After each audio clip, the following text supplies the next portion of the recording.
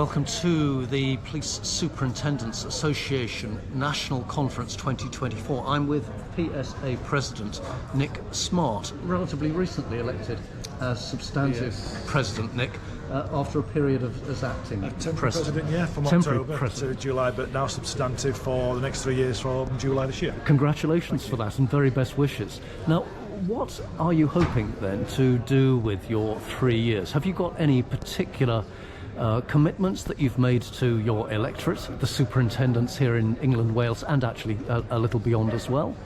Well, we've just reviewed our strategy, which takes up to 2025, so we're taking that beyond 2025.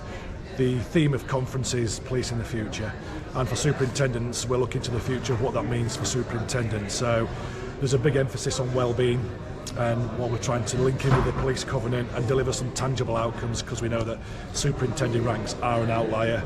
We know that within the next 5 years, roughly 45% of supers and chief supers are going to retire, so that dynamic for the superintendent ranks is going to change. We're going to get younger serving officers join our ranks that are going to be in for longer, so we need to meet their needs. We're working with the college to look at what CPD offerings are there, and make sure that people have a genuinely engaging career development opportunity throughout their time with the Superintendents Association. Obviously, paying pensions never goes away. That's always going to be something that we fight for. We're linking in with all the strategic workforce leads and all the MPCC leads on various issues like discipline and the workforce plan for the next 5 years, 10 years with Gavin Stevens and his team. So there's a number of things we're trying to achieve, but basically it's about representing our members in the best way that we can, delivering the best outcomes for them, and making sure that the working conditions that they have to endure on a daily basis are as tolerable as possible, to make sure that they can do those professional decisions that drive performance and drive direction of the force. There are many tough ranks to serve in UK policing. Chief Superintendent and Superintendent, I know from my sight of some of the research over previous years, it's a potentially very stressful rank at which to serve. You've mentioned wellbeing and the police covenant. Tell us a little bit more about that and the work that you've been doing on the covenant. Perhaps explain for our overseas viewers a little about what that is here in the UK. Yeah, the police covenant is very similar to the military covenant that the government have instigated. It's essentially an overarching wellbeing document that looks at how a contract between the government, the public and the police to look after police officers. We know that police officers suffer between 400 and 600 stressful, traumatic incidents during their career on average, compared to the average member of the public, which is 2 or 3. We know that officers get PTSD. So we want to do something where, rather than just wait till people break, we're proactive and we do something, we put some support in place. Support comes at a cost. Andy Rhodes, who is the National Wellbeing Lead, is doing some fantastic work around the wellbeing, but actually we need some investment. We've got a great Chief Medical Officer, John Harrison. We know that OHU are in a crisis as well. We know that their workforce profile is ageing. They're going to be having a lot of people retiring. They're not recruiting people in. So similar difficulties to the police service. But what we want to make sure is that wellbeing and OHU provision for officers, and particularly superintendents, is consistent and not really a postcode lottery, depending on what force you're in, because it's depending on what money is available, budgets are being cut. You may get a better service in one force than another, and that's not really acceptable in this day and age.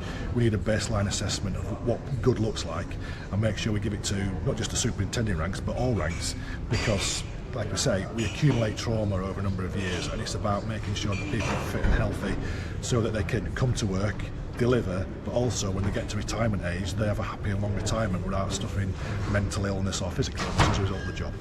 We are recording this on day 2 of the Police Superintendents Association conference. We've just had a session on the future of policing. Fascinating session. This afternoon we have a government minister that will be talking, and you'll give a response, I think, to their speech. I think she'll give a response to me. Oh, is it that way round? Yeah. Okay. What sorts of things on an operational basis that relates to the future of policing, the sorts of new initiatives that the new government here in the UK might look to introduce? Do you expect the Police Superintendents Association to be significantly involved in over the coming 3 years? We're talking about the future. We're here in 2024. One of the things that, we talked about the workforce, but one of the things for us is what is our mission moving forward? And, when everything's a priority, it isn't a priority. We have a finite number of resources. So what we need to understand from the government, but also what the public want as well, is what do you want your police service to deliver? And if you tell us that and you give us that clarity, then we will deliver it. But if you expect us to do everything with the same resources without investment, then really nothing much is going to change. So, where is policing the priority for government? We would say it needs to be higher. You look at the workforce itself, we have a very young workforce that comes with opportunities but also challenges. 40% under 5 years. We know that we're losing a lot of experience, conversely, in the next 5 years. So how do we retain that experience? How do we incentivise it so that people don't walk out the door? Because once it's gone, it's gone. So to keep them in the workplace so that they can tutor, mentor and support the younger officers. So maybe, for example, in investigations, we improve the standards because we've got people there to guide and support and tell them how to do it. So there's a whole raft of things, but it's a blank canvas at the moment, and we are very much waiting to hear what the government's going to say around policing and where it sits and what the investment is. But it definitely needs investment in terms of finances, but also in terms of numbers of staff. And we know that they have a big push around neighbourhood policing teams, and we want that because we know that's the backbone of policing, that community engagement. So we would be saying to the new government, great, please keep to your election pledges. You've mentioned 13,000 neighbourhood police officers you want to invest in the service. We welcome that, but we want to see a tangible road plan of when that's going to happen. I've been coming to the Police Superintendents Association conferences for more years perhaps than I care to remember, probably in excess of 20 years now, under its previous name of the Police Superintendents Association, England, Wales. It's my favourite conference. I have to say it's the friendliest, the most engaging for those exhibitors who are here. I think they get more access to delegates than they typically do elsewhere. I hope that's going to continue under your tenure. Absolutely, yeah. No, this is the only workforce, fully representative workforce face-to-face conference that happens. So that we're very much invested in doing this. We can't do it without the exhibitors, who we must say thanks to, because they turn up and they help fund this. But you've seen it yourself. There's 150 people in the room. We've got an excellent facility to. The questions are coming thick and fast, and they will come thick and fast this afternoon when the policing minister's here, that's for sure.